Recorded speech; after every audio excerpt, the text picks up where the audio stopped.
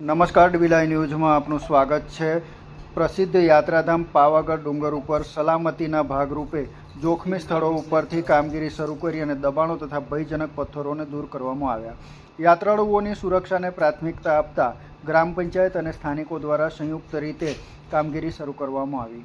સુપ્રસિદ્ધ યાત્રાધામ અને શક્તિપીઠ પાવાગઢ ડુંગર ઉપર આવતા હજારો યાત્રાળુઓની સલામતીને ધ્યાનમાં રાખીને સ્થાનિક ગ્રામ પંચાયતના સરપંચ તેમજ ડુંગર ઉપર વસતા સ્થાનિકો દ્વારા શુક્રવારના રોજ વિશેષ સુરક્ષા ડ્રાઈવ હાથ ધરવામાં આવી હતી। અભિયાન અંતર્ગત માચીથી ડુંગર તરફ જવાના માર્ગ ઉપર આવેલા જોખમી દબાણો તેમજ ભયજનક પથ્થરો દૂર કરવાની કામગીરી શરૂ કરવામાં આવી હતી। પાવાગઢ ડુંગર ઉપર યાત્રાળુઓની અવરજવર સતત રહેતી હોવાથી માર્ગમાં રહેલા જોખમી સ્થળોને દૂર કરવા માટે ખાસ કામગીરી હાથ ધરવામાં આવી હતી।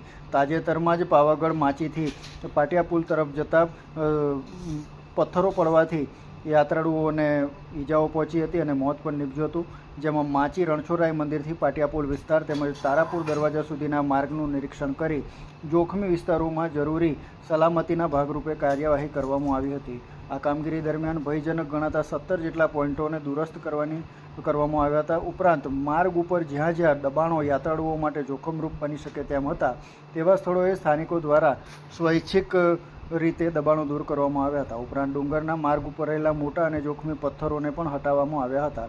સ્થાનિક ગ્રામ પંચાયતના સૂત્રોના જણાવ્યા મુજબ ડુંગર ઉપર યાત્રાળુઓની સુરક્ષા માટે હજુ પણ કેટલાક સ્થળોએ જરૂરી કામગીરી બાકી છે, જે યુદ્ધના ધોરણે આગામી સમયમાં કરવામાં આવશે। પંચાયત અને સ્થાનિકોના સંયુક્ત પ્રયાસથી પાવાગઢ આવતા શ્રદ્ધાળુઓ માટે વધુ સુરક્ષિત માહોલ ઊભો કરવામાં આવશે તેવી આશા વ્યક્ત કરવામાં આવી રહી છે। દીપક તિવારી સાથે ડીબી ન્યૂઝ, હાલોલ।